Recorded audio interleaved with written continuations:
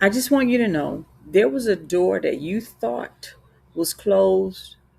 God is opening that door. There's somebody watching this right now, and you honestly thought it was over. You thought the opportunity was gone. You thought you had missed the moment. You thought that silence from God meant that He had changed His mind. But I need you to hear me clearly today. Just because a door has been closed for a season does not mean that God has canceled what He has promised you, that He's not going to still do it for you. Some doors close because God is protecting you. Some doors close because your character is still being developed to be able to carry the weight of the opportunity that God is bringing your way. And some doors close because if God opened it too early, it would crush you instead of bless you. That's the part that many people don't understand, and most of us don't like. We want to pray and we want God to do it right away, God, because we prepared. We think that we're prepared and we're ready for it. We pray for doors, we pray for increase, we pray for opportunities, but we don't always pray for the wisdom to be able to handle what's behind the doors and the opportunities that we're asking God for. And lately, God has been preparing you in private. That pressure you've been under, that emotional exhaustion, the weight of constant responsibility, that season where you felt overlooked and forgotten, God was doing a work, a heart work in you. Because some of you were asking God for a new season while still thinking like the old version of yourself. The old version can't go into that new place. What did Jesus say? You can't put new wine in old wineskins. But I hear the Spirit of God saying, you are not who you used to be. The old you would have sabotaged this blessing. The old you would have operated in fear and unbelief. The old you would have folded under the pressure that you are about to go under to handle what God is calling you to steward. But now, God has been strengthening you through the waiting. That's why the enemy has been fighting your mind so heavily lately. The enemy knows that if you walk through the next door with confidence, discipline, obedience, faith, your entire life will shift. And not only will it shift for you, but it'll shift to be a blessing to the body of Christ, to your family, to your bloodline. That's why discouragement has been attacking you. That's why fear has been whispering to you late at night in the wee hours of the night when you find yourself kind of getting up and you don't understand what you're waking up for. But that fear, that those constant thoughts are racing in your head. That's why. That's why your mind keeps trying to convince you to give up right now, right before your breakthrough. But the devil is a lie. Revelations 3 and 8 says, I have set before you an open door, a door that no man can shut. I want you to go back and read that. That comes from, again, Revelations 3 and 8. Listen and hear me carefully. When God opens a door for people, people cannot block it. Nobody can stop what God has purposed for you. Only you can delay it. You can't necessarily stop it, but only you can delay it. Fear cannot block it. Delay cannot block it. Your past cannot block it. Even mistakes that you've made cannot stop the mercy of God when He decides it is your season to move forward. Somebody needs to hear that specifically because you feel like you've messed up too many times. You feel like God is upset with you. You feel like God doesn't want to bless you. Stop talking yourself out of what God is trying to bring into your life. Some of you have gotten so used to disappointment that now you expect things to go wrong before they even happen. You're always what if, but what if, and maybe, and what if. You pray, but secretly you expect failure. You ask God for increase, but internally you feel that you're unworthy, that you're not deserving of the blessing. God doesn't do things because you deserve it. That's what grace is.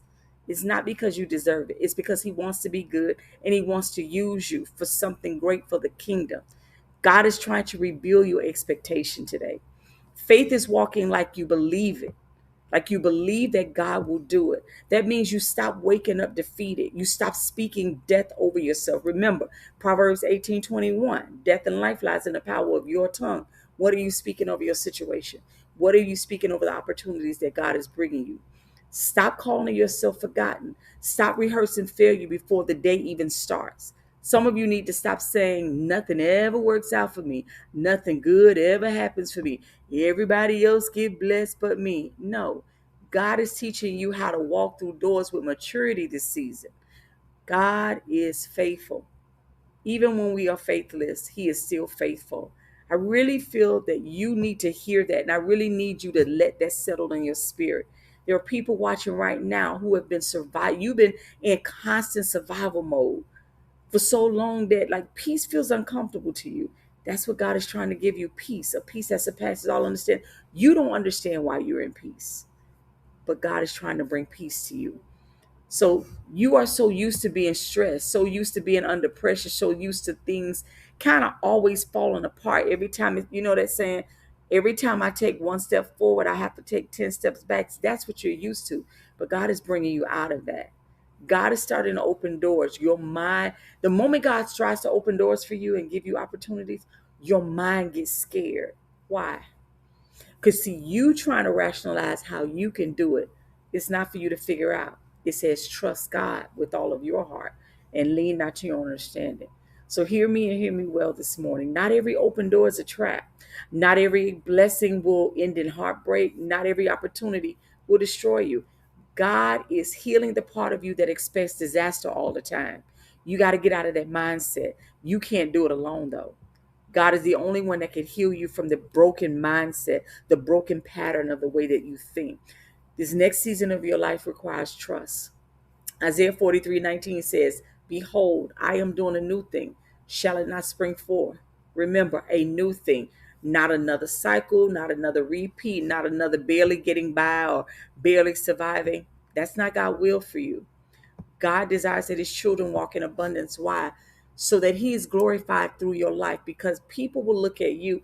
You will be an example of God's goodness. You will be an example of God's grace. So today I need you to make a decision. I really need you to make a decision. You will not approach this next season with fear. You will not walk through this next door expecting failure. You will not allow anxiety to convince you that God has abandoned you. That is a decision you have to make. God is not going to make that decision for you. You have to do that. He has given you the ability to do that. You are going to trust God even while things are still unfolding. Before I pray, I want you to know this. God being for you is more than anything or anyone that could ever be against you. So if you've been feeling isolated, like emotionally drained, mentally overwhelmed, just trying to carry life all by yourself, this is exactly why I created the Discord community, because healing happens in healthy communities.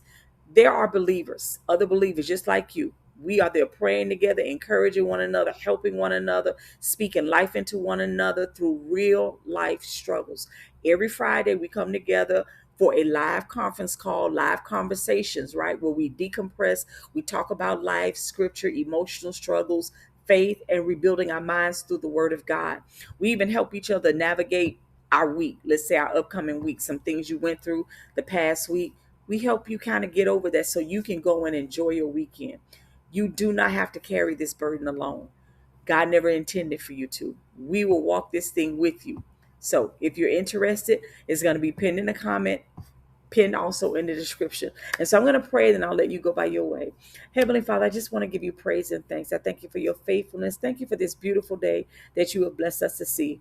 I pray I had your protection over our family members. I pray that every person under the sound of my voice, that today they will go and bring glory to your name. First and foremost, Father God, I want to ask you, forgive us our sins and our trespasses. Your word declares that if we confess our sins, you are faithful and just to forgive us and cleanse us of all unrighteousness. I'm asking you, Father, through the gift and the presence of the Holy Spirit, help us to repent.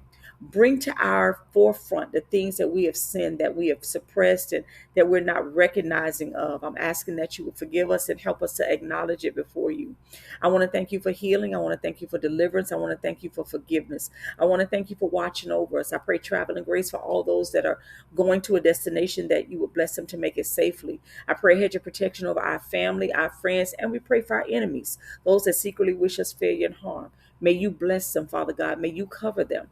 I pray right now over every facility, over every hospital, over every medical facility, over every prison, every jail cell, Father God, that you would go in and do what only you can do.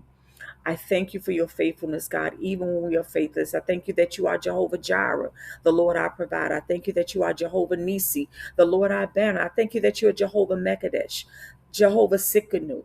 Thank you that you are Jehovah Gabor, the Lord, a warring God who fights for us. Thank you, God, that you are Elroy. You are God who sees all things. There's nothing hidden from you. And so, God, I just thank you for this day that you have blessed us to see. I pray that you would create in each and every one of us a clean heart, oh God, and renew a right spirit. Restore to us the peace and the joy of your salvation, and grant us a willing spirit to sustain us. Father, may we bring honor and glory to your name today. It is in Jesus' name that I pray. Amen. My sister and brother, listen, go in peace today. Love on somebody, pray for somebody. I pray the hedge of protection over you. I pray that God be with you today. I pray that God strengthens you. And I pray that the door that God is opening for you, walk through it. Not in your own strength, because you're not going to be able to do it by yourself, but walk in the strength of God. No matter where you are, ask Him for help. When you find yourself struggling, when you find fear trying to creep up, ask God for help. Because remember, 2 Timothy 1:7 says, God doesn't give us the spirit of fear, but of power and of love and a sound mind. Listen, go in peace today. Love on somebody, pray for somebody, encourage somebody. Always remember, what you give out, God gives back to you. Good measure, pressed down, shaken together, and running over. Shall people pour into your bosom. I pray that you all have a blessed and amazing day. Go in peace today, my sister and brother. Shalom.